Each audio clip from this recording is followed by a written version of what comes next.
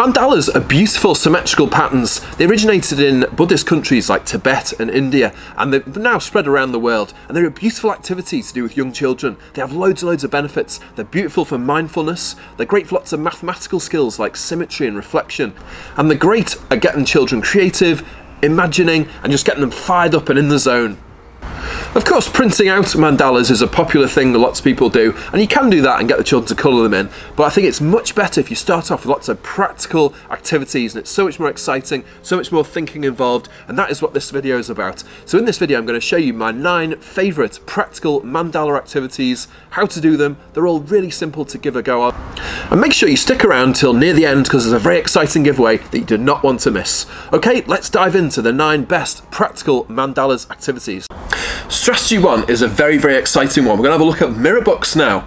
A lot of these strategies we're going to look at have loose parts in them. So if you're not sure what loose parts are, just think random objects. Here I've got a tray, and it's just nice to have some kind of simple muffin tray or some wooden tray, some way of storing loose parts. Here I've just got some pebbles, matchsticks, and some screws, and some pegs as well. But whatever it could be leaves, it could be corks, bottle tops, any of that kind of stuff. Fantastic.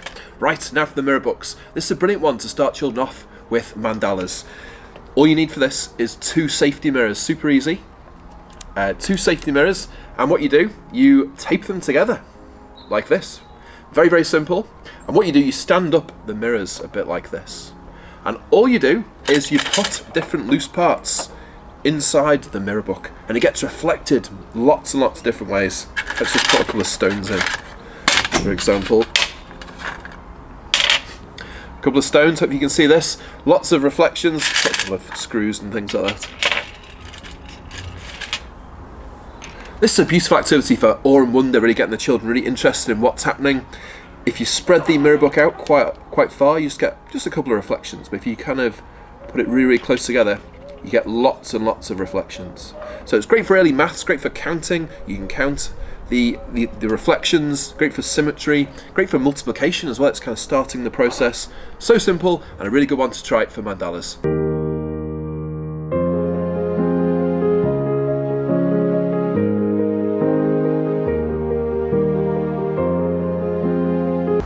Number 2 is using mirrors. This is probably the easiest strategy you're going to see. It's great for really young children to start them off. It's sort of debatable whether it's 100% about mandalas this, but it's definitely starting the process, and lots of skills are the same.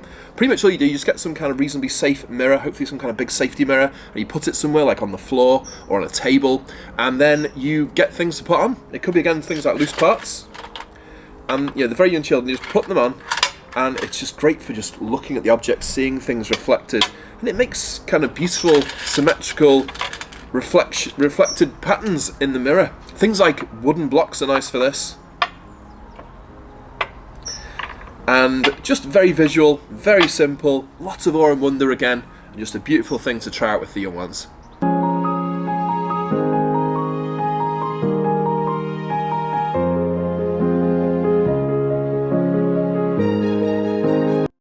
If you'd like to know more about loose parts, then let me know in the comments below, because I'd be delighted to make more videos about loose parts in particular. This next activity is one you've almost definitely tried yourselves anyway, but it's probably something you never thought about relating to mandalas, and it's making snowflakes. But this is a fantastic artistic way of making mandalas, and a really easy one for children to get to grips with and understand. You just need some kind of circle. Either the children can cut this out, or with the younger ones, just cut it out yourself. This is quite a small one, but you could create really, really big ones. And then you fold it a few times. Fold it at least twice. Once and then twice. You can fold it more times as well. Particularly for the older ones, go with that. But the easiest way is 2 folds. Then some scissors, and you just quite simply cut some shapes out. Things like semicircles, triangles, whatever they can think of. Any kind of shapes. Just hack them into the paper. You can chop any bit of it. And in the end, open it out.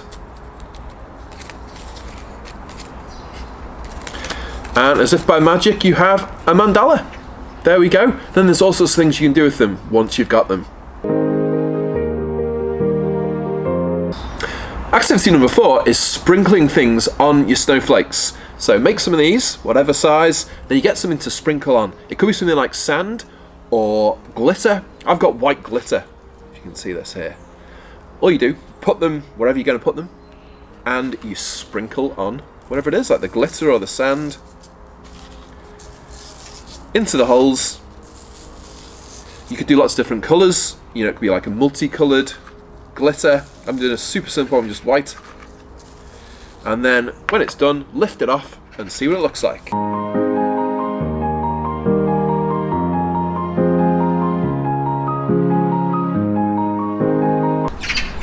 Next one is colouring in your snowflakes. So just any kind of colouring implements, could be pens, coloured pencils. I'm using chalks, and you just sort of, you know, whatever. Colour them different patterns, different. You can do shapes,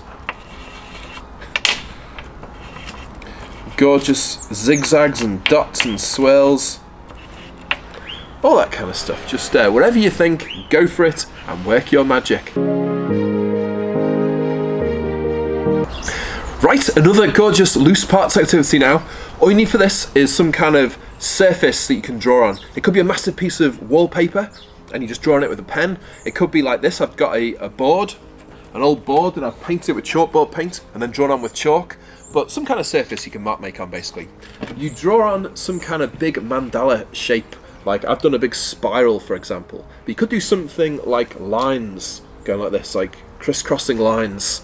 Or it could be some other kind of more elaborate shape. But something like this, a nice simple one, is a great way to start. Then you just need some loose parts again, something like we had before. And the idea of this one is the children are just going to put the loose parts onto the spiral. And they can only put them on the spiral, but it's up to them to use their imaginations to make different patterns and effects and all that kind of thing. So let's just have a go at this. Let's do some patterns of pegs and stones, or some screws and matchsticks, and all this kind of stuff. And you just end up filling the spiral. It's a nice one for natural mark making as well. The children could potentially do some marks themselves, but just a beautiful one just for imagination and lots of visual artistic skills thrown in.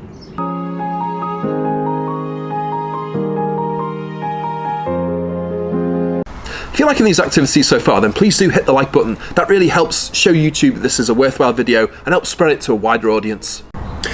This next one really gets them thinking. All you need for this is 2 sticks. This is good if you go out and find the sticks, you know, a bit of a scavenger hunt. If you've got an area that you can find sticks in, if not, just get the sticks beforehand. And either the children or you turn them into a cross with a bit of string. Just sort of secure them with a bit of string, and there you go, ready for action. You could do more sticks as well. You could have 4 sticks, so it looks a bit like this, but 2 sticks is the simplest way of doing it. You just need some trusty loose parts again, and the idea of this one is you put the cross down, and in every of the 4 sections of the cross you're going to put the same thing. So if it's stones, for example, you put one stone in each side. Let's put 2 of these clothespins in each side. 1, 2. And the children might not do it in a perfectly symmetrical way, but they're still going to be, you know, using their imagination, thinking. Let's do blue, green, and red. Anyway, a couple of minutes later, I've really gone for it, really got involved and in the zone, and I've made this spectacular mandala. And there's been loads of thinking involved in this. You can even just leave it like this with a stick, so if they take it off, it still looks a bit like a mandala as well. It's just a beautiful way of exploring what mandalas are.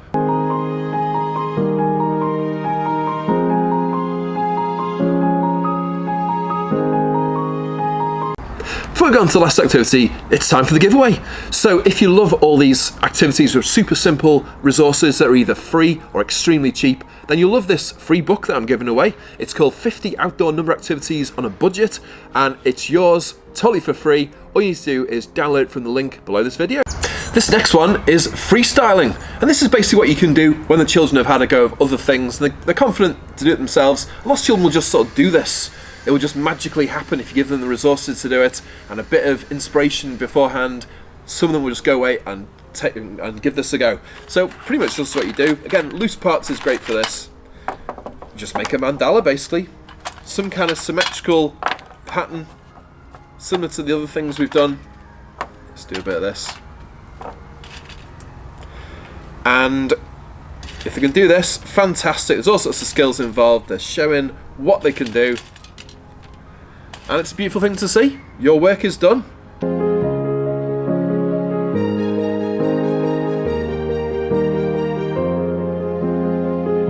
I hope you've enjoyed this video, and if you have, please do consider subscribing to the channel. It's lots of free content like this. It is great for anyone working with children between the ages of about 2 to 6, either as a teacher or as a parent, and all sorts of different content every week. So yeah, subscribe. If you want to find out more about mindfulness in particular, then I would recommend checking out my online course. It's called the Happy Minds Academy. It goes through a full step-by-step guide of how to set up an outstanding mindful setting in your school, nursery, preschool, anything like that. It includes a full toolkit of at least 100 mindful activities, and if you're interested in taking a look at this course, check out the link in the description below.